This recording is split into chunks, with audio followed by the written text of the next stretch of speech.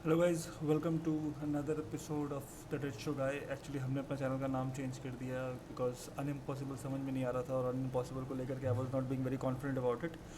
So I had a thought of changing it. So today's topic, as you can see in the thumbnail, as you can see in the top of the page, is why wraps.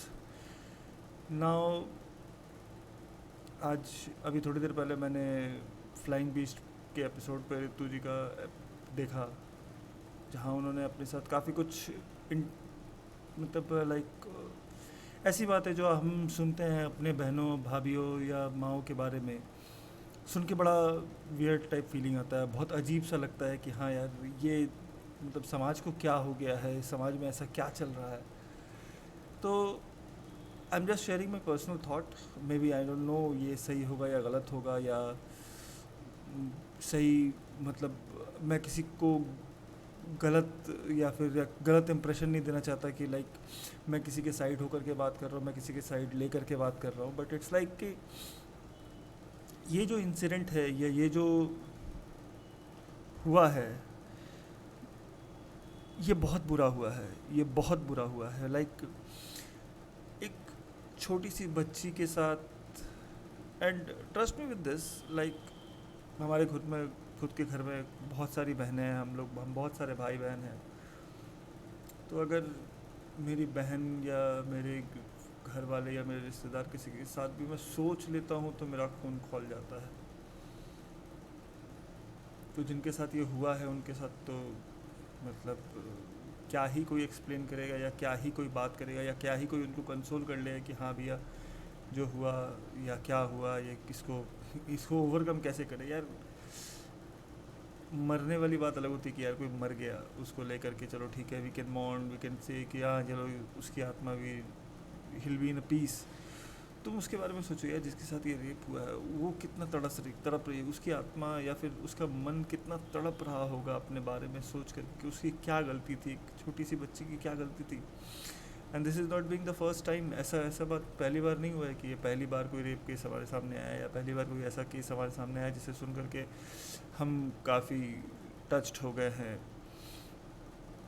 Rape cases तो पहले भी थे. ऐसा बात नहीं कि rape cases पहले नहीं था, या पहले रेप्स नहीं हो रहे थे या अब होने लगे हैं. ऐसा नहीं है, पहले भी रेप्स हो रहे थे. बट पहले क्या था, ये चीज़ें इतने बाहर नहीं आती थी. क्यों? क्योंकि सोशल मीडिया इन्फ्लुएंस उतना ज़्यादा नहीं था. लोग इंटरनेट पे जा कर के इसके बारे में बात नहीं करते थे. लोग इसके बारे में ज़्यादा लाइक लोगों को पता ही नहीं चलता था. बात एक गांव तक के अंदर ही रह के निकल जाती थी. तो जो गांव वाले लोग हैं उसको आपस में ही संभाल करके यार मतलब कैसे बुलाए, जैसे जैसे उनका मन चला, जैसे उनका पंचायत या जो व्हाट्सएवर जिनको बोल लीजिए, वो उसी में बात ख़त्म करके चला जाते. बात तो मतलब ऑलमोस्ट बताया जाए तो पुलिस तक भी बात नहीं पहुंचती थी. बट अब सोशल मीडिया है, अब लोगों के अंदर अवेयरनेस है कि हाँ कोई ना कोई इस बात को आगे तक ले जाता है, आगे तक ले जाके पहुंचा देता है, जहाँ पे वी नो कि हाँ अगर कुछ होगा तो वो पता चल ही जाएगा. अब बात करते हैं. मेरे को जो लगता है पर्सनल वजह, वो ये होता है कि गलती हमारी ही है. मुझे जो लगता है गलती हमारी है, गलती और किसी की नहीं है. ये जो हरामजादे हैं जिन लोगों ने ये रेप करने जैसा कांड किया है, इन्होंने शुरुआत रेप से नहीं की होगी. इन लोगों ने शुरुआत रेप से नहीं की होगी. इन्होंने शुरुआत लड़की छेड़ने से की होगी, हुटिंग करने से की होगी, ईव टीजिंग करने से की होगी. उसी वक्त उसी वक्त सालों को धर के इतना मार मारो, इतना मार मारो कि रूह काँप जाए उनकी. दोबारा अगर किसी लड़की की तरफ आंख उठा के भी देखे ना तो खून खौल, मतलब मन के अंदर उनका डर बैठ जाए कि हाँ हम गलत कर रहे हैं, या हमसे गलती हो जाएगी, हम फंस जाएंगे.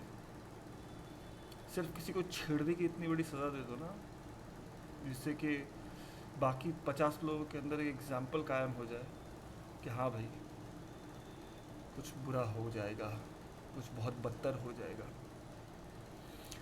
और मैं आज से ये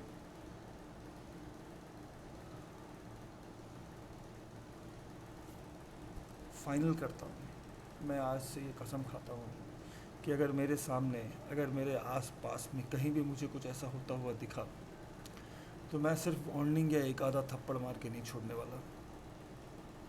तुम लड़की की तरफ आंख उठा के देखो गलत तरीके से। अगर लड़की तुम्हारे साथ बात करने में, तुम्हारे साथ रहने में कंफर्टेबल फील करती है तो वो खुल के सामने आके बोले कि नहीं भैया मेरे साथ है ये। बट अगर नहीं है और बेटा तुम किसी के हत्थे चढ़ गए तो बेटा खैर नहीं तुम्हारी, अब नहीं बचेंगे, क्योंकि बहुत हो गया। अब इस मामले में चुप्पी नहीं रखी जा सकती। अब बात हो गया है भैया सज़ा देने के बारे में, अब सज़ा देना पड़ेगा। अब बोली बहुत बोल लिए, लेकिन अब जो करना है वो सज़ा देने के बारे में बात करना है। अब प्यार नहीं चलेगा, अब सज़ा चलेगा। अब चलेगा तुम्हारा वो काम जिसके थ्रू हम पनिशमेंट लेंगे बॉस। अब प्यार से नहीं चलेगा, अब पनिशमेंट चाहिए। और दूसरी नंबर चीज़ बात यह है कि मेरा एक छोटा सा अपील है उन पेरेंट्स के साथ भी कि अपनी बेटियों को इतना स्ट्रांग बनाइए, या हमारा समाज का काम होता है कि अपनी बेटियों को इतना स्ट्रांग बना ले कि कोई हरामज़ादा उनके ऊपर अगर आंख उठा के देखे तो उनकी आंखें नोच ले।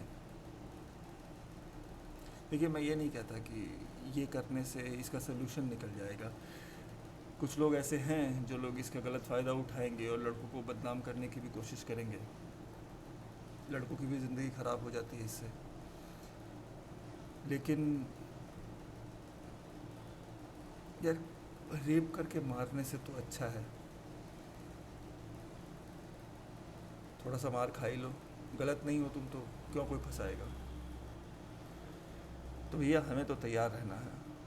अभी I was just discussing about the state के क्या कंडीशन है हमारे देश का।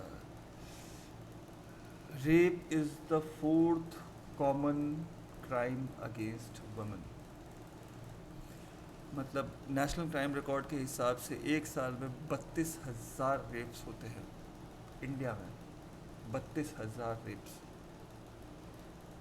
यानी कि अगर इसका डेट कैलकुलेशन किया जाए तो एवरेज में 80 से 90 रेप्स का एवरेज बैठता है। 80 से 90 रेप्स, कैन यू इमेजिन। हम यहाँ बात कर रहे हैं, इतनी ही देर में शायद किसी न किसी बच्ची के साथ हो रहा होगा या कोई कर रहा होगा। I think there is a time we should take a stand, and this is my request to all the girls, take a stand. बहुत हुआ, बहुत बर्दाश्त किया हम सब ने, तुमने अब और मत बर्दाश्त करना। Let's fight it, let's finish it. सालों की रूहें कांप जानी चाहिए किसी लड़की के बारे में गलत करने से पहले। So anyway guys, that's it. और इससे ज़्यादा मेरे को बोलना नहीं है, बिकॉज आई नो इससे ज़्यादा कोई देखता नहीं है मेरे वीडियोस भी। आई नो बहुत लोगों तक पहुंचेंगे भी नहीं, बहुत कम लोग हैं जिनके पास ये वीडियो पहुंचेगा। तो अगर जिनके पास भी पहुंचता है देख लेना। अगर अच्छा लगे तो अपने आसपास में लड़कियों को, अपने आसपास में समाज को, और उन लड़कों पे ज़रूर नज़र रखना जो लोग आपको शक है कि ये कल को कुछ गलत काम कर सकते हैं। वो चीज़ में लापरवाही और मत करना। चलो, thank you so much for the time.